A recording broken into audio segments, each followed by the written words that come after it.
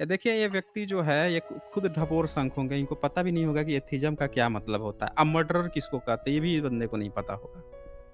ये सम्राट अशोक को बोल रहा है कि मर्डरर है, अगर सम्राट अशोक मर्डरर हैं, तो इसको बताना चाहिए कि ये जितने भी देवी-देवता हैं, ये किस लिए अवतार किस लिए लेते थे। हाँ जी, सम्यक्यम। बताएँ क्या कहना चाहते हैं? जय भीम नमो बुद्धाय। जी, जी। जय भीम, नमः बुद्धाय। जी, सम्यक जी, कैसे हैं आप? हाँ, मैं ठीक हूँ और आप? हाँ जी, मैं भी ठीक हूँ। एक आपका अभी कोई स्टार आई थी उसने पूछा था ना या कोई आपके ऑडियंस ने पूछा था कि उधर नालंदा में अशोक के टाइम में था क्या ऐसे कुछ क्वेश्चन आया था अभी जस्ट आई थिंक सो। हुँ, हुँ। तो उसका वो है कि नालंदा सारीपुता का वो होम टाउन था नालंदा। सो हाँ जी। तो नालंदा हिज होम टाउन तो इसलिए सम्राट अशोका ने उसका वो मरने के बाद उनका स्तूप नालंदा में ही बनाया था। तो वो स्तूप नालंदा यूनिवर्सिटी में मिली है। तो मिली है, बिल्कुल, हाँ, बिल्कुल। तो इसलिए वो स्तूपा और उनके टाइम के ईंटें वगैरह मिलता है कि वो उन्होंने बनाया था कि वो उनकी होम टाउन थी, वो उधर से बिलॉन्ग्स थे। ये उस टाइम के वो क्वेश्चन के लिए था और आगे राजा लोगों ने ही मतलब गुप्ताज़ वगैरह उस टाइम के एराज़ में ही वो एस्टेब्लिश हुआ और फल-फूल के 12th सेंचुरी तक भी वो चली वो यूनिवर्सिटीज़। हुँ, वो हुँ। था। एक और क्वेश्चन था।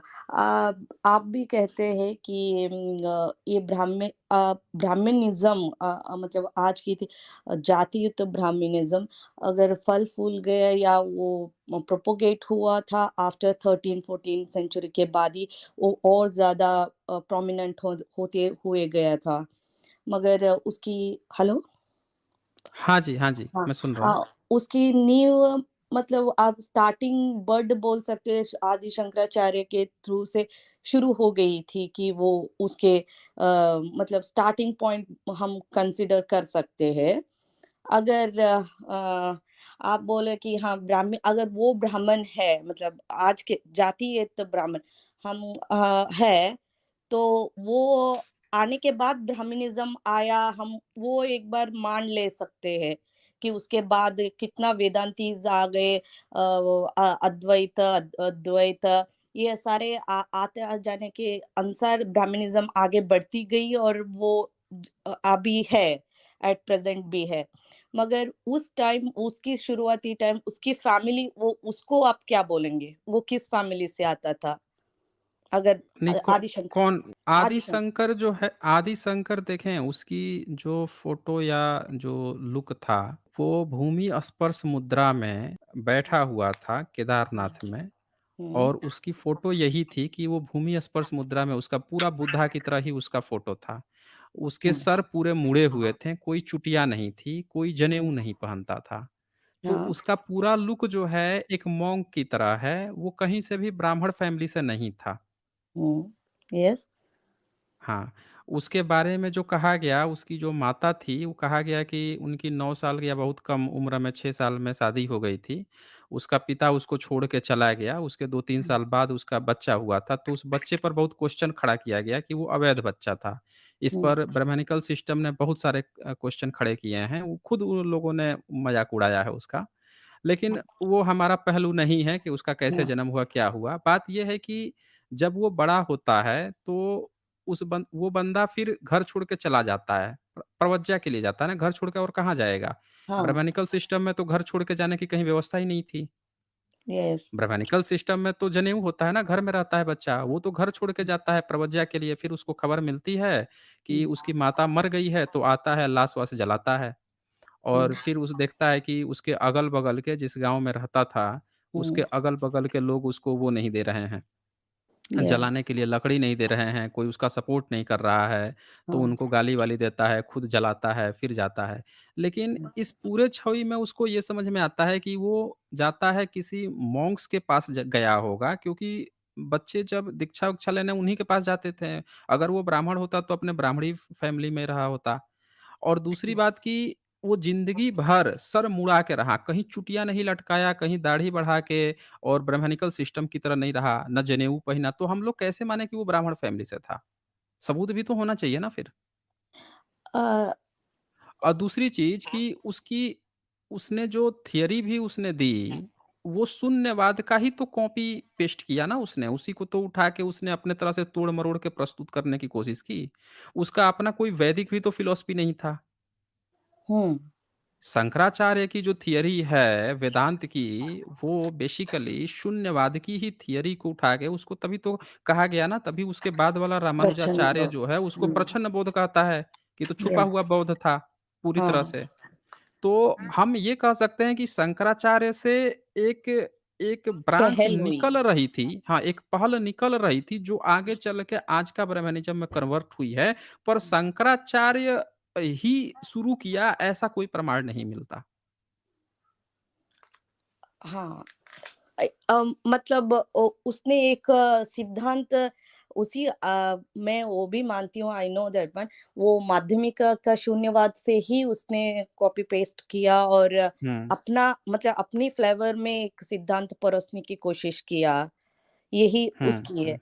तो वही आगे जाके उसके बाद रामानुजाचार्य देन अगेन मध्वाचार्य ये लोग उसी के ही वेदांत को ही आगे आगे अपने अपने तरीके से वो फैलाने शुरू किए मतलब या प्रचार कर रहे थे करेक्ट हाँ, और फिर इन्होंने एक माहौल भी जब बना लिया कि अब बुद्धिज़्म को हमें यहाँ से बायकॉट करना है, हटाना है, तब 14वीं सदी, 13वीं सदी में जो मध्वाचार्य था, उसने शंकराचार्य के नाम पे शंकराचार्य की जीवनी लिखी थी, शंकर दिग्विजय। ओके और तब उसने ऐसा दिखाया कि शंकराचार्य बुद्धिस्ट के एकदम खिलाफ था। मतलब आप देखिए कि उसके 600 साल बाद लिख रहा है, शंकराचार्य के मरने के 550 600 साल बाद एक किताब आ रही है, जो अब क्या कह रही है कि वो बौद्धों के खिलाफ था, बौद्धों का कूट-कूट के हत्या किया था। जबकि मगर ये उसी एक और मैं हाँ, आपको हाँ, इधर इंटरप्ट करूँगी। बोलिए, मगर बोलिए। मुझे ये एक मतलब क्लियर पिक्चर नहीं लगता कि बौद्धों को उन्होंने मतलब कत्लेआम मतलब आज कैसे क्या बोलते हैं वो एक हत्याकांड की तरह उन्होंने उनको मारा रहेगा। ये वेरी परफेक्ट थ्योरी नहीं लग रहा है मुझे। तो ये ब्रह्मानिकल थियरी इसने दिया ना, दरअसल ये लोग क्या कर रहे थे कि जब मुस्लिम से जो इनका गठजोड़ हुआ, वो तो साउथ का था, साउथ में तो तब इस्लाम भी नहीं पहुँचा था। हाँ, ये साउथ करेक्ट में है। नहीं पहुँचा यस था। हाँ। तो इन्होंने क्या किया कि नॉर्थ इंडिया में इस्लाम तब तक आ गया था। जब वो किताब लिखी गई शंकर दिग्विजय या हुँ। उसके नाम पर शंकर की जितनी भी बातें हैं, सब 14वीं सदी में मध्वाचार्य ने लिखा है। तो हाँ, हाँ। Yes Madhvacharya correct. हाँ, मध्वाचार्य ये चीज़ दिखाने की कोशिश कर रहा था कि हुँ। भारत में जिस दौर में वो किताब लिख रहा था, उसी समय भारत से बुद्धिज़्म का कत्लेआम हो रहा था नॉर्थ इंडिया में। यहाँ के जलाए जा रहे थे, वहाँ के खत्म हो जा रहे थे। तो उसने ये ठिकरा जो है, पूरा का पूरा शंकराचार्य को क्रेडिट दिया कि हम लोग ही खत्म कर दिए हैं। हमारे शंकराचार्य जी घूम-घूम के डिबेट किए हैं, इन्होंने सेना लेके चलते थे, ये किए थे, वो किए थे। मतलब इन लोगों का षड्यंत्र देखिए कि इनके इतना भी दम नहीं था कि उस किताब में एक बार भी लिख दें कि नॉर्थ इंडिया में उस समय इस्लाम आया था, उस समय यहाँ के वो जलाए रहे ये पूरा क्रेडिट ले रहे थे कि हम ही लोग सब खत्म किए हैं। ये तो आज कह रहे हैं ना कि वो क्या नाम है उसका बख्तियार खिलजी जला दिया नालंदा को, आज कह रहे हैं। लेकिन उस समय ये लोग क्रेडिट ले रहे थे उस किताब में शंकर दिग्विजय के नाम पे कि हमारे शंकराचार्य घूम-घूम के सारे बौद्धों को परास्त किए, ये कर दिए, वो कर दिए। फिर उसने ब्रह्मसूत्र लिखा, ब्रह्मसूत्र शंकराचार्य के नाम पे और उसमें उसने दिखाया 13वीं 14वीं सदी में ये दिखाता है कि बौद्धों की जो चारों ब्रांच थी, हुँ। वैभाषिक, सौतांत्रिक, योगाचार और माध्यमिका, इन चारों का खंडन के रूप में वो किताब लेके आता है कि शंकराचार्य ने खंडन किया है, जबकि शंकराचार्य की उम्र मात्र 32 साल थी। वो अपनी ज़िंदगी में अ, पता नहीं उतनी बात ए जानता भी होगा ए कि नहीं जानता होगा। 1 मिनट आप कौन से बोले वो हुँ। योगाचार? हाँ, एक वैभाषिक, हुँ, सौतांत्रिक, हुँ, योगाचार और माध्यमिका, ओके, यस। शून्यवाद। हुँ, हुँ। तो इन चारों के खंडन के रूप में एक किताब आती है ब्रह्मसूत्र। ब्रह्मसूत्र, यस। हाँ, और ये किताब जो है शंकराचार्य ने नहीं लिखी थी, उसके नाम पर मध्वाचार्य लिखा 14वीं सदी में। और उसने ऐसा दिखाया कि शंकराचार्य ने घूम-घूम के बौद्धों का कत्लेआम किया और कत्लेआम क्यों किया? तो देखो ये ब्रह्मसूत्र भाष्य है, इसमें तो उन्होंने हुँ। बौद्धों का पूरा खंडन भी कर दिया है। मगर 1 मिनट आपको हुँ, मैं हुँ। इधर रोकूँगी। मगर जी। वेदांत एनी हाउ वो ये सारा हम अगर सीरियस से देखें तो एनी हाउ बुद्धिस्ट फिलॉसफी से ही ये आगे बढ़ा हुआ है ये ब्राह्मणिज़्म, अगर हम बारीकी हुँ, से हुँ। बहुत ज़्यादा देखते। तो इवन दो वेदांत को भी वो वही बोलते हैं कि उसने न्याय उनके 4 शाखाओं को ही ख़त्म करके उसके बाद ही आया हुआ वेदांत है। उसमें भी अगर आप 4 शाखाएँ देखेंगे तब भी उधर भी न्याय योगा है और वैसा वो क्या विषम और मीमांसा उनका वो है, उनको ही उसने खंडन करके वेदांत को मतलब अपना सिद्धांत दिया था। तो वो सही लगता है और एनी हाउ योगाचार्य और न्याय ये था वो बुद्धिस्टों का ही फिलॉसफी थी, मतलब उनकी ही सब्जेक्ट थी व्हिच वन इन वो नालंदा में भी वो पढ़ाते थे उस सब्जेक्ट्स को। तो वो नहीं उनको देखें खत्म करके ही उसने ला मतलब वो भले ही वो हारा है, आई नो दैट वन वो डिबेटों में, मगर वो उसी को ही खत्म करके ही मैं आ रहा हूँ वेदांत है। उनको हम मतलब उसकी अंत में ही लास्ट आता है वेदांत, यही वो डेफिनेशन देते हैं ना, देन वेदांता शुरू हो जाती है वो आगे जाके। वो ये कह रहा है कि मैं हुँ, जो है वेदों का अंत कर रहा हूँ, वेदांत। हुँ, तो ये वेदांत की जो बात आती है कि वेदों का अंत तो इन्होंने 4 शाखाएँ थी बुद्धिज़्म की, हुँ, वैभाषिक, शौतांत्रिक, योगाचार और माध्यमिका यानी शून्यवाद। तो यस, इसने इन चारों के खंडन के आधार पर ब्रह्मसूत्र लिखा, लिखा लेकिन है। 14वीं-15वीं सदी में हाँ, जो मध्वाचार्य ये सब बातें लिख रहा था और वो लोग पैरेलल में गठन कर रहे थे वेद का। कौन लोग? वो वही महिधर उवट सायण मगर महिदर वोट साइन मध्वाचार्य के टाइम का नहीं था ना? मतलब इसके भाई का भी नाम माधवाचार्य था। ये मध्वाचार्य था जो इसकी जीवनी लिख रहा था और सायण का भाई जो है बड़ा भाई का नाम माधवाचार्य था। ये ओके। मध्वाचार्य और माधवाचार्य में ज़्यादा अंतर नहीं है, 50 साल का अंतर है। मगर ये 50 से 100 साल का। नहीं 1 मिनट मैं रुकूँगी इधर। ये हुँ। मध्वाचार्य 13-14 सेंचुरी का वो द्वैत सिद्धांत दिया था, उसका एक्चुअल नाम तो मध्वाचार्य नहीं था, वो उसको मतलब वो क्या मतलब उपनाम या उपाधि की तरह उसको मिला था वो हाँ, नाम। हाँ, हाँ, हाँ। वो तो बिल्कुल, बिल्कुल उडुपी सही का कहा रहने आपने। वाला था वो। हाँ, बिल्कुल, बिल्कुल सही कहा आपने, उसका हुँ, एक्चुअल नाम ये नहीं था, उसका एक्चुअल नाम हुँ, मैंने बताया है, बुक निकालनी पड़ेगी। वो उसका कुछ और नाम था, उसको ये उपाधि मिली थी। लेकिन हुँ, जो महिदर ऊवट सायण थे, उनके बड़े भाई का नाम माधवाचार्य था। ओके। तो ये चारों भाई मिल के अब वेद लिख रहे थे और इन लोगों की यहीं पे सारा षड्यंत्र होता है। इन लोगों ने क्या दिखाया कि हुँ, ये जो वेदांत की जो बात कह रहे थे ना, हुँ, ये ये देखिए बुद्धिज़्म को इन्होंने कैसे गायब किया सिरे से। ये क्या बता रहे हैं कि वो इन चारों की बात ना करके वैभाषिक स्वतंत्र की ना बात करके, बल्कि जो ऋग्वेद, यजुर्वेद, सामवेद, अथर्ववेद है, उन चारों में से वेदांत को लेकर आया है।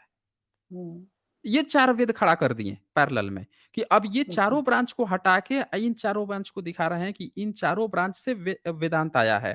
पर अभी आनंद भदंत कौशल्यायन जी ने अपनी एक किताब लिखी, उसमें उन्होंने हाँ, दिखाया कि हुँ, जिस वेदांत की ये लोग बात करते हैं, जो पुराने कुछ वेदांत हैं, वो सीधे-सीधे हुँ, बुद्धिज़्म की जो गौड़पाद थे, वो बुद्धिस्ट मॉन्क थे, उनकी हाँ, वो बुद्धिस्ट मॉन्क की किताब से उठा के इसने चेप लिया अपने में, ओ उपनिषद, ओके, वेदांत। हाँ। और इन्होंने क्या दिखाया, छिप रहा है किससे? बुद्धिज़्म से। दिखा कहाँ से रहे हैं कि ये तो हमारे जो 4 वेद हैं, ऋग्वेद, यजुर्वेद, सामवेद, अथर्ववेद, उनमें से उनके जो लास्ट के चैप्टर हैं, वो कहलाते हैं उपनिषद कहलाते हैं। हाँ, तो ये एक एक बहुत बड़ा ये षड्यंत्र है, इस पे अभी कोई चर्चा नहीं कर रहा है। जी। हाँ।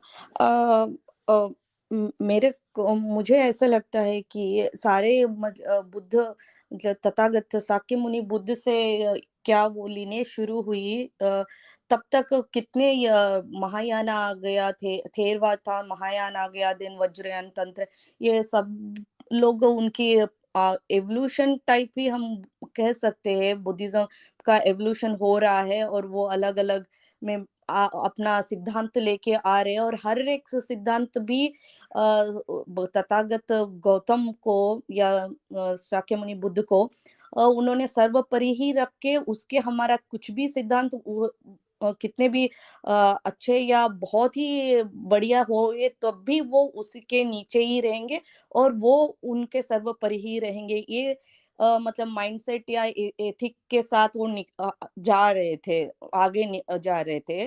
मगर इधर एक ही एक ब्रेक आता है, वही एक फिलॉसफी है कि या शंकराचार्य का वो अद्वैत उसने बुद्ध का फिलॉसफी चुराया या उसकी कॉपी पेस्ट किया मगर उसने बुद्ध को हटा दिया। May be he is the hmm, first hmm, hmm. Prior बोल सकते हो या उसने शुरुआत किया कि बुद्ध को हटा के भी सिद्धांत देना चाहिए, इसने शायद शुरू किया, ये मुझे लगता है। यही ड्रॉबैक हो गया कि मतलब आगे सारा जाने के लिए। मतलब इसको आप ऐसे समझ लीजिए कि बहुजन समाज का कोई पार्टी है हुँ, और उसमें बाबा साहब का बातों को नाम प्रेफ़रेंस यूज़ लिया किया। गया है। हाँ, और कोई दूसरा व्यक्ति उसी पार्टी से एक व्यक्ति टूट के और हुँ, वो क्या करे कि कहे कि हम ही असली अम्बेडकराइट हैं, या फिर बाबा साहब के ही असली सिद्धांत को कि बाबा साहब में कुछ ये कमियाँ थी, मैं सुधार कर रहा हूँ, उसको साइड कर के अपना एक नया खड़ा कर ले और वो आगे बढ़ता जाए। अब पुरानी सबको वो डिस्कार्ड कर दे। हाँ, ये वही मुझे भी वही हुँ, लगता है कि उन्होंने बुद्ध को हटा दिया क्योंकि हम हटा इवन दो दिया। तंत्रयान तक आने तक भी that is the last branch of वो बुद्धिज़्म का है स्टिल वो उसमें भी उन्होंने उस तथागत बुद्ध को ही सर्वोपरि रखा था। इवन हुँ, दो वो हुँ, हुँ। तंत्रयान का कोई भी फिलॉसफी शाक्य मुनि के सबके टाइम सर पे हाँ, सबके सबके सर सब पे बुध रहते थे। या क्योंकि उन्होंने क्यों उनके वो एथिक्स को लेके फर्स्ट बेसिक एथिक्स को मैक्सिमम एथिक्स लेके बाद में अपना सिद्धांतों को देख के चले आए यही शंकराचार्य अद्वैत था कि उसने बुद्ध को हटा के अपना उनका ही बात मैं बता रहा हूँ बोल के उसने मेरा मैं हूँ उसने हुँ, मंडन हुँ। किया वही आगे जाके शायद अद्वैत हो या रामानुजाचार्य मध्वाचार्य कौन आए वो सारे लोग उसी परंपरा को ही आगे बढ़ाया कि उन्होंने बुद्ध को भुला ही दिया नहीं शंकराचार्य और मध्वाचार्य के बीच में तो 600 इयर्स का गैप है अगर फर्स्ट उसने हटा दिया तो आगे भी वो हट ही चुकी रहेगी वो को याद हुँ, भी किसी को हुँ। नहीं बिल्कुल। रहेगा मगर मुझे लगता है इवन दो वो शंकराचार्य का भी पंथ शैव पंथ भी आया तब भी वो ब्राह्मण का सोसाइटी रहेगा ये मैं मेरे को एक्सेप्टेबल नहीं लग रहा मतलब वो भी एक सोसाइटी हुआ कर होती रहेगी ये ऐसे बिलीवेबल नहीं लगता है वो इवन दो शी देखें वाज देखें, क्योंकि वो जब शायद वो कुछ लोगों का एक पंथ या उसको कौन फॉलो करते रहेंगे या उसकी फिलॉसफी को पसंद करने वाले उसको फॉलो करने वाले कुछ लोग रहेंगे मगर ये आप नहीं कह सकते वो उनको वो सोसाइटी में एक कम्युनिटी ही उनकी है मतलब आज हम कैसे देखते एक ब्राह्मण जाति ही एक पर्टिकुलरली पाई जाती है वो उस टाइम वैसा होगा ये नहीं लगता कि वो उनकी नहीं, नहीं पाया हाँ जाता, नहीं वही पाया जाता। वो एक न्यूली पंथ शुरू हुई थी हम एक पंथ बोल सकते हैं कुछ लोगों का एक झुंड बोल सकते हैं कि उसने हुँ, एक हुँ, नया हुँ। सिद्धांत शुरू किया था कंपेरेटिवली उस पैरेलल ऑफ बुद्धिज्म या बाकियों के साथ तो उसने अपना दिया था एक मंडन करने की तरह हो गया तो उस टाइम कुछ नहीं रहेगा उसको कुछ लोग फॉलो करते रहेंगे अगर उसकी पसंद करने वाले या उसको पसंद और वो आगे बढ़ते मुझे कोई ये नहीं लगता ब्राह्मणों ने मतलब अभी हम ब्राह्मण वर्ड भी यूज नहीं कर सकते वो बहुत कॉन्फ्लिक्ट हो जाती है बुद्धिज्म स्टडी करते टाइम इसको सारे लोग वो हुँ, अलग हुँ। सोचने लगते हैं आज की वो जाति और ब्राह्मण्स का तब भी दबदबा कहीं भी नहीं था यही लगता है तभी भी नहीं था उनको वो आगे जाके ये बुद्धिज्म कब खत्म मीन्स इनकी यूनिवर्सिटीज कब खत्म हुए अ, उस सम गैप जी, सम्यक जी, एक सुपर चैट आया है, उसको मैं निकालता हूँ, उसको पढ़िए, आपको भी बड़ा मज़ा आएगा। ये देखिए, एक व्यक्ति लिख रहा है, विपुल इग्निटर जो है लिख रहा है, सर आप मौर्य फैमिली से बिलॉन्ग करते हैं 100%। अशोका मर्डरर को ग्लोरीफाई कर रहे हो आप। कुछ फॉर्म में डिस्क्रिमिनेशन पहले भी था, एथिज़्म फैलाएँ। ये देखिए, ये व्यक्ति जो है, ये खुद ढपोर संख होंगे, इनको पता भी नहीं होगा कि एथिज़्म का क्या मतलब होता है। अब मर्डरर किसको कहते हैं, ये भी इस बंदे को नहीं पता होगा। हे सम्राट अशोक को बोल रहा है कि मर्डरर है। अगर सम्राट अशोक मर्डरर हैं, तो इसको बताना चाहिए कि ये जितने भी देवी-देवता हैं, ये किस लिए अवतार किस लिए लेते थे? ये न दुनिया के ये जितने मुझे भी समझ राजा में हुए हैं नहीं, इन ये क्या बोलना चाह रहे मुझे समझ में नहीं आया कि वो इस क्या बंदे कह का ये कहना है कि अगर सम्राट अशोक को कोई बात कर रहा है, तो हुँ, वो मौर्यन्स हैं। जैसे हुँ। अगर हम भारत के इतिहास की बात करते हैं, तो हम बुद्धिस्ट हो जाते हैं। हाँ। समझ रहे हैं ना? ट्रू। अगर किसी मुस्लिम के साथ कुछ गलत हुआ, उसको अगर हमने हाइलाइटेड कर दिया कि हाँ, वास्तव में ये मुस्लिम भले ही अंधविश्वासी या कुछ भी हो, पर इसके साथ आप लोगों ने गलत किया। अगर ये बात मैं कह दूँ, तो मैं मुल्ला हो गया। यही तो हुँ। हो गया ना? तो ये वो लोग हैं विपुल इग्निटर ये लिख रहा है एथिज़्म फैलाएँ। ये बंदा खुद ही देवी-देवता मानता होगा, पूजा-पाठ करता होगा ये। लेकिन यहाँ पे ये दिखा रहे हैं कि अब हम हमारा काम क्या है, ये आके हमें बता रहे हैं। और ये बता रहे हैं कि सम्राट अशोक जो हैं, वो मर्डरर थे। अब इन्हें ये बताना चाहिए कि ये जितने भी जो जज बैठे हुए हैं, हुँ। जज बैठे हैं, अगर किसी को फांसी की सज़ा देते हैं, तो वो भी मर्डरर हो गए ना फिर। हाँ। वो भी तो मर्डरर हो गए, क्योंकि वो भी 2 पक्षों को सुनते हैं और सुनने के बाद से फैसला करते हैं कि गलत है तो इसको फांसी दो। तो एक किंग जो है, किंग का काम क्या था? इतिहास में जितना किंग हुए हैं, आज तक जितने किंग हुए हैं उसमें सबसे मर्डरर जो हैं इसको अशोक लगते हैं। ये क्यों लगते हैं? क्योंकि सम्राट अशोक भारत के एक ऐसे महान राजा थे जिन्होंने पहली बार ये कहा कि राज्य विस्तार करने के लिए हत्या ज़रूरी नहीं है।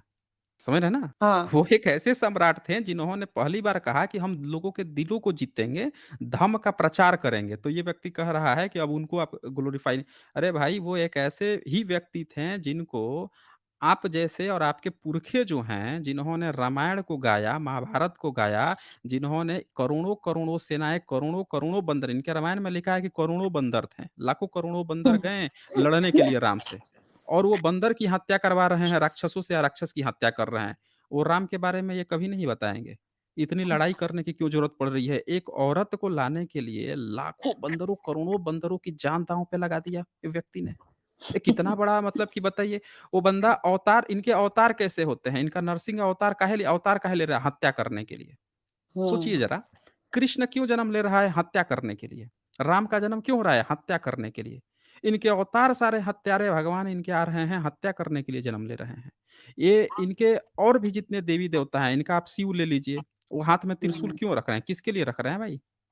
इनके दुर्गा काली जो हैं देवी-देवता, ये हाथ में त्रिशूल भाला क्यों लेके रखे हैं? चलो उनका अलग इतिहास है, बुद्धिज़्म का, महायान का हम दृष्टि देखेंगे वो अलग इतिहास है। पर इनके नज़र से हम देखें तो वो हाथ में हथियार लेके किसके लिए खड़े हैं?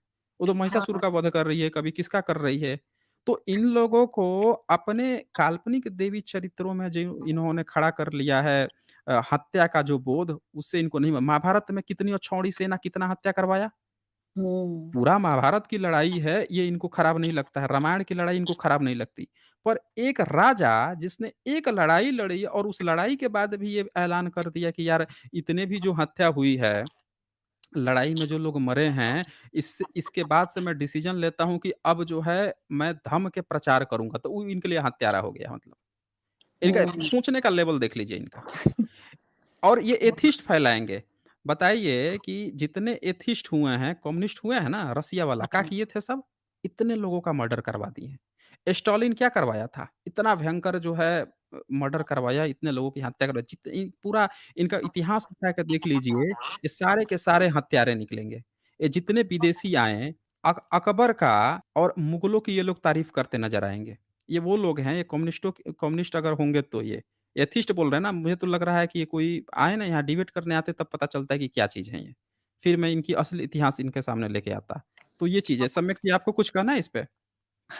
इसका हुँ, क्या कहना है मगर इस पे ये मैं बोल सकती हूँ अभी अथिस्ट हो या क्या बोलते हैं नास्तिक अशोक के टाइम में तो कोई नास्तिक या आस्तिक का कॉन्सेप्ट ही नहीं था तो हमको उस पे बात ही नहीं कर सकते हैं उसको नहीं क्वेश्चनिंग करने की परंपरा तो बुद्धा की ही देन है ना, पूरे दुनिया हाँ को मगर क्वेश्चनिंग वो करना, रेशनल सोच लाना, ये बुद्धा की ही तो देन है, उन्होंने तो ये नींव रखी थी। हाँ, हम वो समझ सकते हैं कि हुँ, हुँ। वो रैशनल थिंकिंग या मतलब या क्वेश्चन आर्ग्यूमेंट्स करना या तर्क करना उनकी ही फिलॉसफी थी। मगर वो नास्तिक थे या आस्तिक थे ये कॉन्सेप्ट उस टाइम में या अंटिल इस ब्राह्मणिज्म आने तक ये नास्तिक और आस्तिक का कॉन्सेप्ट था ही नहीं। ये मेरा मतलब रिसर्च से हिसाब से ये मुझे नहीं लगता कि वो नहीं था। इवन दो ये लोग वेदास क्या लिखते हैं, ये भी 14-15 सेंचुरी में क्या अपना गपोड़ रहे थे, तभी उन्होंने भी उसमें क्लियरली किया, कौन वेदा को नहीं मानता वो नास्तिक है। नॉट ये नहीं था कि जी। गॉड को नहीं, अभी मगर वेस्टर्न कंट्री के लिए ये है कि अगर तो आप गॉड को नहीं मानते तो आप नास्तिक है। तो हम उस कॉन्सेप्ट हुँ, के हिसाब से जाना चाहिए रादर देन हाँ ना एथिस्ट बोल दिया तो इंग्लिश का ट्रांसलेट है ये नास्तिक है तो बुद्धा इज नास्तिक। वो हो ही नहीं सकता क्योंकि उस टाइम में वो वर्ड भी नहीं है या उसके कॉन्सेप्ट या मीनिंग भी नहीं है। वो सिर्फ इनकी टाइम आया, इन्होंने ये बोला कि वेद को कौन नहीं मानेगा वो नास्तिक है, बल्कि बाकी लोग हुँ, फिर हुँ। आस्तिक ही है। तो वही है। तो और एक मेरा बात अच्छा, था इनका एथिज़्म है क्या? ये भी तो सवाल है ना कि इनका हाँ, ये एथिज़्म को समझते क्या हैं? मतलब क्या चीज़ हाँ, हाँ, एथिज़्म है? हाँ, वो भी हाँ, एथिज़्म को वो किस अगर नज़र ये से देख रहे एक हैं। एक नज़र से ये बता दें कि अगर सम्राट अशोक का जो नज़रिया एथिस्ट का नज़रिया नहीं था या बुद्धिस्ट फ़िलॉसफ़ी जो है, वो एथिस्ट का एक नज़रिया जो जिसको आज ये एथिज़्म कहते नहीं है, आके ये साबित कर दें ना। हाँ, एक बार तो मगर बता दें कि इनका एथिज़्म हम कैसे है तो इनका कैसे बेहतर है उससे? आके ये बता दें ये पहले। एक और पॉइंट मैं बोलना चाहूँगी कि अगर हुँ। राजा है, तो वो युद्ध तो करेगा ही, उसकी वही तो करना है। अगर वो युद्ध करेगा तो कुछ मतलब मरेंगे, ये कुछ जिंदा रहेंगे। ये देखिए एक नया इनका आया है, ये लिख रहे हैं मैं ऑर्थोडॉक्स एथिस्ट हूँ। ये ऑर्थोडॉक्स एथिस्ट क्या होता है? ये मगर अभी तो भाई मुझे वो बहुत अजीब लगता है, इंडियंस ने बहुत ज़्यादा अच्छे-अच्छे इंग्लिश के वर्ड्स इन्वेंट किए हैं। बहुत अजीब, वो इवन तो ये सुन डिक्शनरी में भी लीजिए नहीं पाए जाएँगे। मतलब ये सुनिए ऑर्थोडॉक्स एथिस्ट ये ऑर्थोडॉक्स क्या होता है? भारत में ऑर्थोडॉक्स कौन-सा एथिस्ट होता था? यहाँ पे बुद्धा ने बाकी लोग कुछ ना कुछ अलग-अलग चीज़ें मानते थे। बुद्धा ने एक रेशनल सोच पैदा की लोगों में। हर चीज़ की क्वेश्चनिंग प्रमाण वर्तिका जो धम्मकिति का लिखा हुआ है या प्रज्ञागुप्त ने उसकी टीका लिखी है, शांतिदेव ने जो टीका लिखी है, ये सारे लोग जो हैं नालंदा विश्वविद्यालय के प्रोफ़ेसर थे। उस प्रमाण वर्तिका के लिए एक ऐसी किताब है जिसने इतने क्वेश्चन खड़ी हैं, आज जो ये लोग जवाब नहीं दे पा रहे हैं, जो अपने को एथिस्ट बने घूम रहे हैं। जब आके धार्मिक पूछता है कि बताइए घड़ा जो है कुम्हार बना देता है, तो ये भगवान ये धरती को क्यों नहीं बनाया? इस सब का जवाब उन्होंने उस समय दे के रखा है धम्मकिति ने, प्रमाण वर्तिका में 8th सेंचुरी में। बताइए। तो वो सारे जवाब जिस चीज़ का ये आज घूम रहे हैं, जो धार्मिकों को ये आज जवाब नहीं दे पाए हैं ये लोग, वो चीज़ उस समय ये बता रहे हैं, ये आए हैं सिखाने कि ऑर्थोडॉक्स एथिस्ट हैं ये।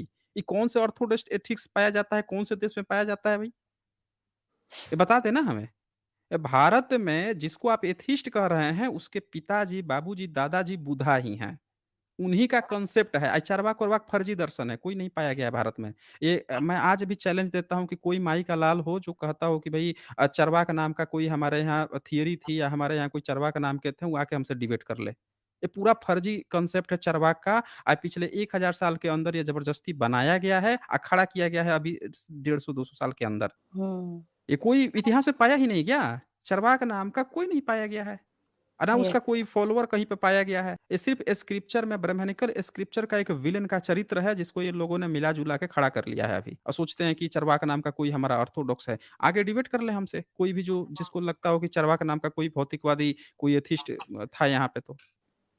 तो ये चीज़ है, इनको नहीं पता है, इनको जानकारी नहीं होगी या तो ये वैसे होंगे छुपे हुए ब्राह्मण होंगे, जो सोच रहे होंगे कि बड़े तुर्रम-खां हैं या फिर इनको जानकारी नहीं होगी।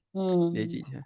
यस, वही है कि मगर हम अशोका को ग्लोरीफाई क इसलिए करते हैं कि वो ऐसे एक एम्परर या एक सम्राट थे कि वो पूरा इंडिया या द जम्बू द्वीप को बनाए रखे थे। तो वो इतनी ईज़ी काम नहीं है। आप लड़ाई भी करो या आप वेरी शांति से भी बात करो, वो उतनी ईज़ी नहीं है कि वो उतना शांति से अपना पूरा किंगडम को एक ही स्वरूप में बाँध के रखना। तो इसलिए वो महान ही कहलाएँगे। उसके बाद भी बहुत सारे सम्राट्स आए हैं, वो भी शूरवीर रहेंगे, मगर इतने बड़ी साम्राज्य को किसी ने नहीं बनाया है और उसको यानी बना के इनको बहुत इनको टाइम मैं तक रखना भी जी। बड़ी बात है वो, यानी उसको उतने इनको टाइम दर्द तक मैं बता मेंटेन रहा हूँ कहाँ पे है। मैं बता रहा हूँ इनको दर्द कहाँ पे है। इनको दर्द इस बात पे है कि इन्होंने फर्जी इंस्क्रिप्शन जो ब्राह्मणिकल सिस्टम ने बनाया है सम्राट अशोक का, कि उसने हुँ। या स्क्रिप्चर से कि उसने ब्राह्मणों की हत्या करवा दी थी, उसने ब्राह्मणों को खाने से भगा दिया था। वो सब पढ़-पढ़ के इनको लग रहा है कि इनके पिताजी दादाओं के साथ कुछ अत्याचार कर दिए होंगे। वो सब हाँ, पढ़ के अपना दर्द मगर व्यक्त कर अ, रहे हैं। असल हाँ, दर्द यहाँ पे छुपा है। लेकिन आप देख लीजिए कि सम्राट अशोक वो व्यक्ति हैं, जिनके कारण भारत का इतिहास पता चला है। हाँ, वो व्यक्ति है एग्ज़ैक्टली, जिसने भारत को शाकाहार की नींव उन्होंने डाली थी। करेक्ट। शाकाहार की नींव जब वो अपने इंस्क्रिप्शन पे ये बात लिखवाते हैं कि हमारे यहाँ सैकड़ों पशु-पंछी मारे जाते थे, अब मैंने इस पर 3 में लिमिट कर दिया है, भविष्य में और भी कम कर दूँगा। और ये राजादेश है कि आप लोग भी ऐसा करेंगे। तो वो व्यक्ति हैं जिन्होंने राज्यादेश पर करके लोगों को थोड़ा-सा शाकाहार की तरफ लाए थे और ये नहीं कहे थे कि पूरा खत्म कर दो, कम करवाए थे। और वो व्यक्ति थे जो ईसा से 250 साल पहले इन्होंने वो लिख रहे थे कि हम पशुओं के लिए चिकित्सालय खुलवा रहे हैं।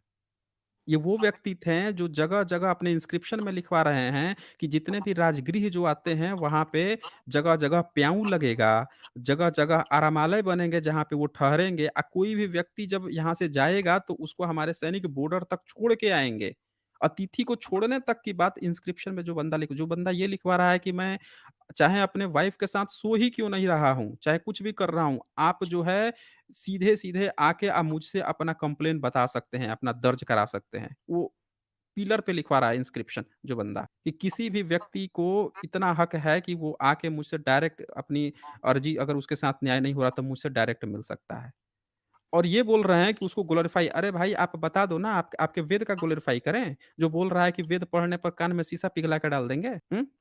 इतिहास में या फिर आपके राम को ग्लोरीफाई करें, जो अपनी गर्भवती बीवी को बाहर निकाल देता है, या कृष्ण को ग्लोरीफाई करें, हैं? जो इतने सारे शर्म नहीं आती है इन लोगों को कि उसकी वाइफ़ ऑलरेडी इतनी हो चुकी, उसके बाद से भी उसकी प्रेमिका के साथ उसका फ़ोटो लगा के घूम रहे हैं ये लोग। मतलब शादी हो गई कृष्ण की, उसके बाद से भी राधे कृष्ण कर रहे हैं। कितना बड़ा ये नाइंसाफ़ी है उनकी बीवियों लोगों के साथ। तो हम किसको ग्लोरीफाई करें भई?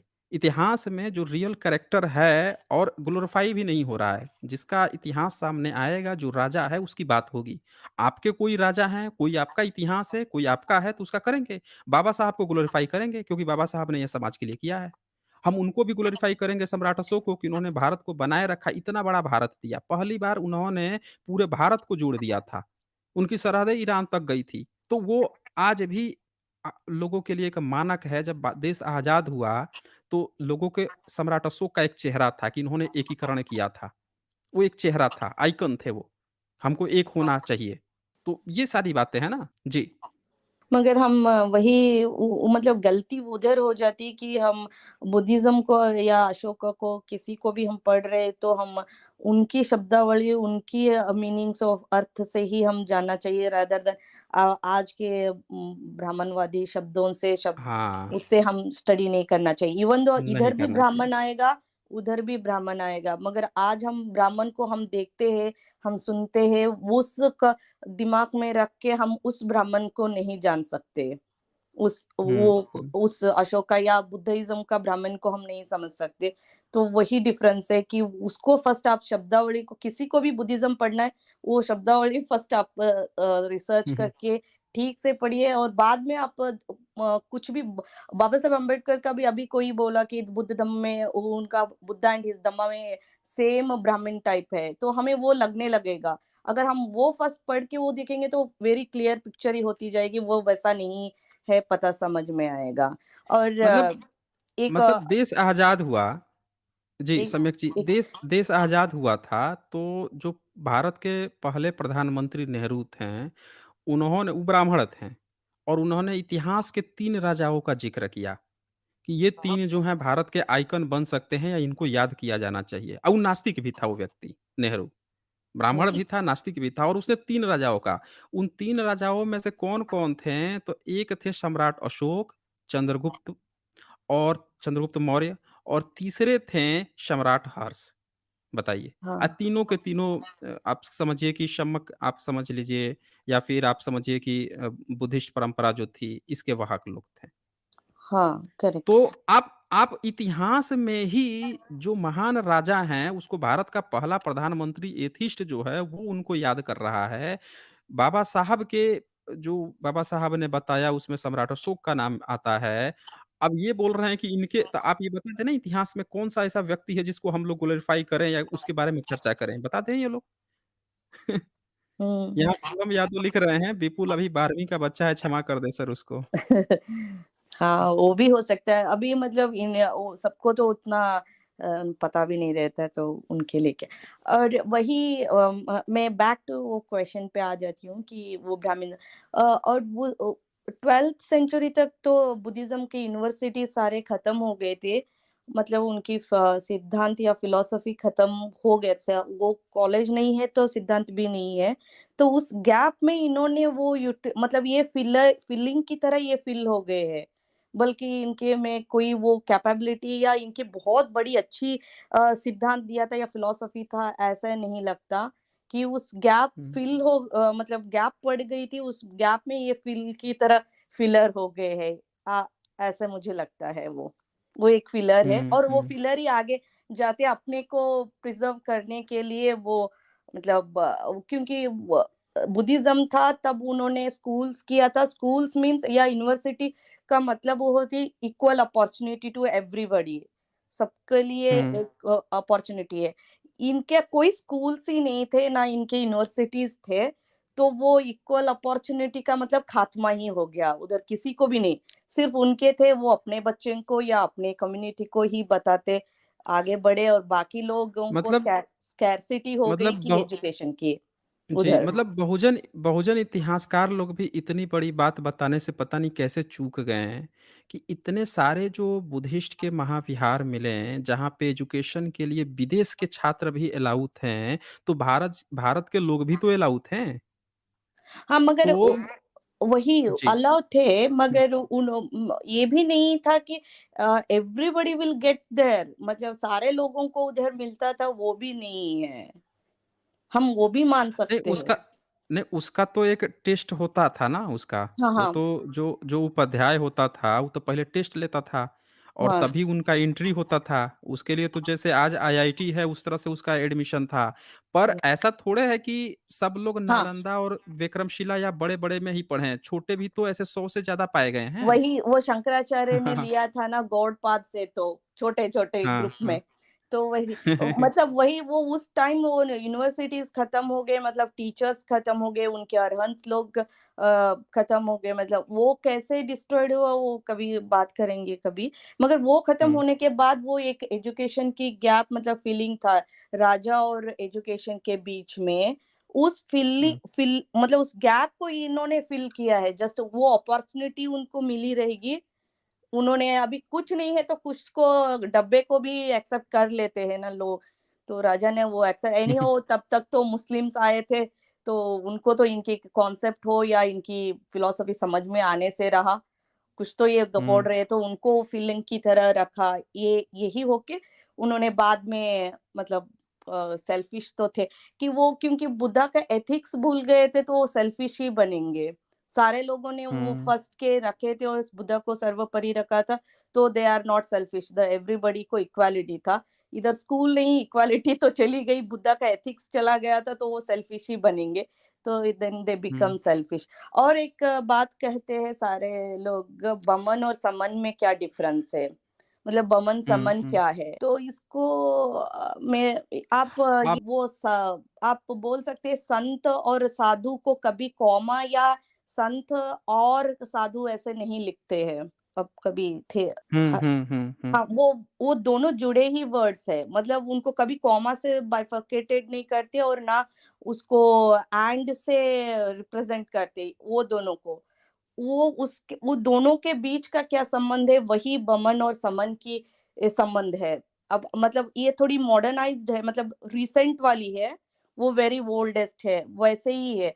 अगर आप संत और साधु का डेफिनिशन क्या देंगे वो दोनों को, वही वो हुँ। दोनों का संबंध है बमन और समन। इसलिए आप इसको समझ लेंगे तो बमन आपको क्या है पता चल जाएगा। आप हमेशा बिक्कू, बिक्कू बोलते हैं, बिक्कू मीन्स स्टूडेंट होती है। तो वो आप श्रमण को मतलब स्टूडेंट को भिक्षु है, कोई भी जाता है तो वो भिक्षु है मतलब अरहत कहते हैं ना, वो जो हाँ, है ना अरहत जो तो ब्राह्मण जो है, जैसे हुँ, मैंने वहाँ का जो मॉन्क हैं, वर्मा के जो मॉन्क हैं, मन्नेमार हुँ, के, वहाँ हुँ, का धम्मपद आप ले लीजिए, ऑनलाइन भी अवेलेबल है। वहाँ हुँ, पे बमण बग्गू जब आएगा, हुँ, तो वहाँ पे साफ-साफ वो बमण बग्गू के साथ वो लिख देंगे कि बमण और वो अरहंत। अरहत। मगर हाँ, अरहंत। मैं इधर थोड़ी मेरे को मतलब कॉन्फ्लिक्ट करूंगी मैं आपसे क्योंकि हुँ, अरहंत वो होते थे कि वो मतलब विनय पीठक को फॉलो करने वाले हो जाएंगे मीन्स वो हुँ। सोसाइटी से अलग हो चुके रहेंगे वो संसारिक लाइफ में नहीं रहेंगे वो मतलब वो बुद्धत्व पे देखिए वो पाक वहाँ एक पे मिनट जो वो बात कहते हैं ना, हाँ जैसे वर्मा का जो धम्म पद वाले हैं, वो हाँ वहाँ पे सारी चीज़ दिखाते हैं। वो वहाँ पे ये कह रहे हैं कि मैं इसको ब्राह्मण कह रहा हूँ, यानी इसको अरहत कह रहा हूँ। वो पूरा हाँ वमण वग्गों में वो बता रहे हैं कि मैं खुद एक ब्राह्मण हूँ, यानी मैं खुद एक अरहत हूँ। वहाँ पे जो शब्द आया है बमण का, तो मगर बुद्धा अपने को एक बमण कह रहे हैं, यानी ये नहीं कह रहे हैं कि वो कोई जातिवादी व्यक्ति हैं। नहीं, नहीं, नहीं, वो एक वही मैं विद्वान का वो बता रहे हैं। हाँ, हाँ, मैं बोलिए, व बोलिए आप। व वही मैं बताना चाह रही हूँ कि वो बमन हो या ब्राह्मण हो, उस टाइम का वो चीज़ है कि अरहंत ब्राह्मण हो सकता है, मगर हुँ। एवरी ब्राह्मण अरहंत नहीं हो सकता। ये नहीं, नहीं। मैं ये बता नहीं रही हूँ। वो नहीं वो दरअसल सब लोगों के समझने में थोड़ी गलती हुई है। लोगों ने ब्राह्मण को जातिवादी बना दिया है। पर उसी उसी बमण वग्गों का मैंने बहुत ध्यान से स्टडी किया। उसमें वो बोलते हैं, बुद्धा बोलते हैं कि देखो ये सारे लोग बमण लोग आ रहे हैं। उसमें आनंद भी रहते हैं। इनके अपने परिवार के सदस्य भी रहते हैं। भिक्षुगण जो रहते हाँ, हैं, आप उनको कहते हैं कि बमण हैं। हाँ, मैं आपको इंटरप्ट इधर ही करूँगी। मैं उसको हुँ, मैं एग्री कर रही हूँ आपके सेंटेंस को मगर आप ये समझिए, अरहंत हो या कोई भी हो, वो बमन हो सकता है। अरहंत बमन हो सकता है, मगर बमन ही अरहंत है, वो नहीं हो सकता। मैं वो आपको कह रही हूँ। बमन वो हुँ। है कि उस टाइम के वो बमन को किसको कहा जाता था मतलब आज के आपके बोलोगे कोई भी एक ग्रेजुएट आदमी को आप बमन बोल सकते हैं और वो बमन सोसाइटी में आ सकता है और बिना ग्रेजुएट किए आप अरहंत नहीं बन सकते। तो इसलिए आप हुँ। इनडायरेक्टली आप अरहंत भी बमन ही है। मगर बमन वो हाँ, चीज़ हाँ, है हाँ। तो वो ग्रेजुएट लेवल तक है। वो उधर तक ग्रेजुएट पहुँच गया तो वो हर एक आदमी बमन हो गया। मगर उसके नहीं, आगे नहीं, ये जाएगा आप जो बात कह रही हैं ना यहाँ पे, ये हाँ। मतलब नहीं है। लोगों का क्या है कि वो बमन को ब्राह्मण समझ लेते हैं, आज का जातिवादी ब्राह्मण। नहीं, मैं उनका नहीं बात कर रही हूँ। इसलिए हर एक हुँ, हुँ, मतलब आप इसको आप समझ लेंगे ना मतलब एक आदमी हुँ, एजुकेटेड या just not educated only graduate आदमी उस टाइम के महा संपत्ति करते थे ना वो लोगों को मतलब विनय पीटक पढ़ने से पहले के कितने लोग होते थे वो सारे बमन ही कहलाते थे वो सोसाइटी में वापस आएंगे उनके फैमिली को बमन फैमिली ही कहा जाता था तो उसके बच्चा अगर निकला हाँ, ये बमन फैमिली से ही निकला हुआ बच्चा है कि वो अभी देखिए धम्मकीर्ति वो कुछ हो या वो उसने जैन बुद्धिज़्म किया था और कुंफू ये सब मार्शल आर्ट्स का भी किया। उसको भी कहीं पे भी आप पढ़ेंगे ये ब्राह्मण फैमिली से रिलेटेड था। इसका मतलब वही है उसकी फैमिली एजुकेटेड है, था या एक लेवल एक सर्टेन लेवल एजुकेटेड है, वो हाँ, वहीं से एग्ज़ैक्टली निकला। अब बिल्कुल, बिल्कुल हाँ। सही कहा आपने। तब हुँ, आप बोल सकते हैं ये ब्राह्मण फैमिली का ये लड़का था, वो आगे जाके बुद्ध विहार में स्टडी किया। ये हुँ, सिस्टम है। आप इसको वैसे समझ सकते हैं, नॉट आज की जाति के ब्राह्मण आते हैं मतलब आज के तथागत जातियुक्त ब्राह्मण आते हैं, ये मैं देखो धम्मकीर्ति को क्यों उसने ब्राह्मण फैमिली से बोला या तो बाद के बहुत सारे सिद्ध लोग आते हैं तांत्रिक वाले, उनको भी वो सारे वही बोले ब्राह्मण फैमिली से ये आते थे, ब्राह्मण फैमिली से तो वो ब्राह्मण मीन्स ये जाति वाले नहीं थे वो एक उनके यूनिवर्सिटी से ग्रेजुएटेड उनके फैमिली में थे उस फैमिली के बच्चा ये है तो ये बमन फैमिलीज है और बाकी लोग कर कुशल मीन्स बहुत सारे सोसाइटी के काम है वो लोग एक लेवल के स्टडीज है वो ग्रेजुएट्स नहीं है वो अंडर ग्रेजुएट्स लोग है तो आज के वर्ड हम ये रिसेंबल कर सकते हैं तो यही हुँ, आगे चल हुँ, के हुँ। कब अद्वैत ये लोग आए, तब कोई यूनिवर्सिटीज़ नहीं था, मीन्स उससे आउटकम आने वाले कोई ग्रेजुएट्स नहीं था। यही लोग मतलब कुछ कचर-पिचर गपोड़ते थे, क्या कहाँ से कॉपी किए थे। तो इनके हुँ, पास ही हुँ, वो था, तो इन्होंने अपने को नाम रख लिया, हम ब्राह्मण हैं। क्योंकि विद्या तो उनके हुँ, पास हुँ। रह गई, बाकियों के पास नहीं, क्योंकि बाकी कहीं एग्ज़ैक्टली और तभी कहीं इन्होंने सब पर बैन लगा दिया कि हाँ, बाकी नहीं पढ़ेंगे, हम ही बमन हैं, हम ही पढ़े-लिखे लोग हाँ, हैं। हम ब्राह्मण हैं, तो इसलिए उन्होंने वो नाम को वो हुँ, हुँ, कंटिन्यूएशनली आ रहे थे, कौन एजुकेटेड है उसको ब्राह्मण बोलेंगे। तब वो बोले हाँ, हम हुँ, लोग ही एजुकेटेड है, तो then we are the Brahmans. तो वही सिद्धांत अद्वैत द्वैत हो रहे थे, वो भी वही कर रहे थे, हम पढ़ रहे तो हम ही ब्राह्मण हैं। तो ये लोग तो बाकी मतलब अभी के ओबीसी हम बोल सकते ओबीसी तो नहीं कह सक कर कुशल के करने वाले सोसाइटी को और ज़्यादा हेल्प करने वाले जो ना लोग थे, वो लोग तो पढ़ते नहीं थे, तो then you are not Brahmins, we are the Brahmins करके उन्होंने वो एक बना दिया ना, तो वो अब जाके वो ब्राह्मण जाति हो गई, क्योंकि उनके पास यूनिवर्सिटी ना स्कूल था, ना कोई उधर से आएगा तो वो ब्राह्मण बन सकता था।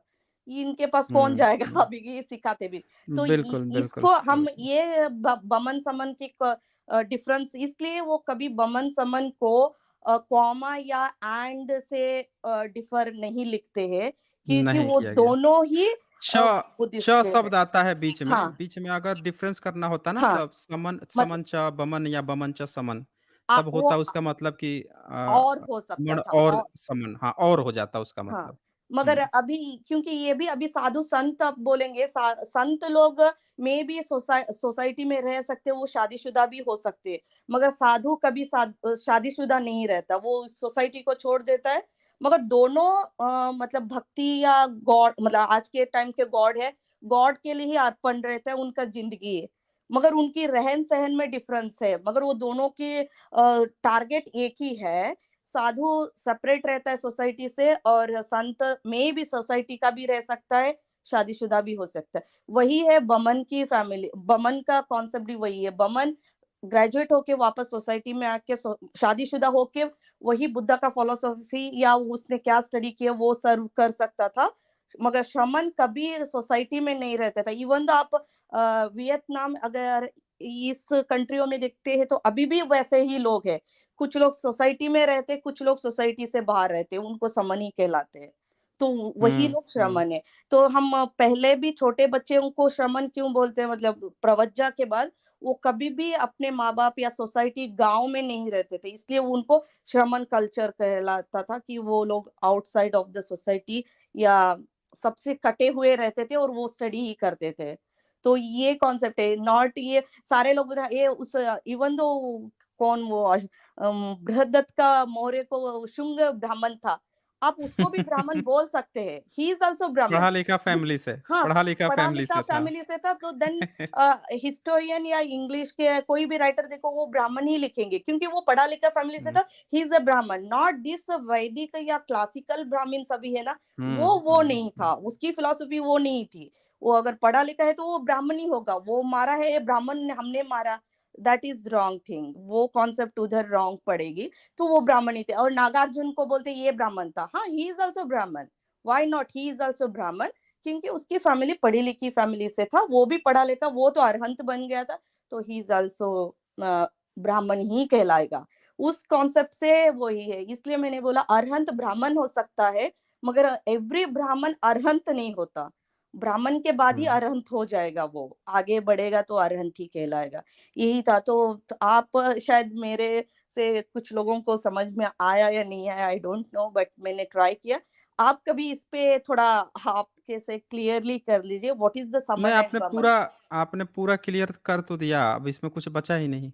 पूरी तो तरह से यही क्लियर कर ही दिया। तो आप हुँ। वैसे देखिए ब्राह्मण को देखा जाएँगे ना, तो आज के हुँ, हुँ। ब्राह्मण भी कैसे आए हैं, उनके ही नाम से ही आगे बढ़ रहे हैं और अभी है। और बाकियों को शूद्र बोल ही सकते हैं क्योंकि उनके पास एजुकेशन नहीं है, तो वो कभी बमन बन ही नहीं सकते, देन दे बिकम अ शूद्राज़ी। तो इसलिए और हुँ, हुँ। वो इस आगे जाके मतलब आज के तथागत वैदिक ब्राह्मण्स या ब्राह्मणिकल ये द्वैत वेदांती लोगों का ये कॉन्सेप्ट इन्होंने सिर्फ वैश्यों को और क्षत्रियों को क्यों लिया और शूद्रों को क्यों नहीं लिया, इसका भी एक सटीक जवाब मिलता है कि वो लोग एक सिद्धांत को सपोर्ट करेगा, किंग ही सपोर्ट करता था।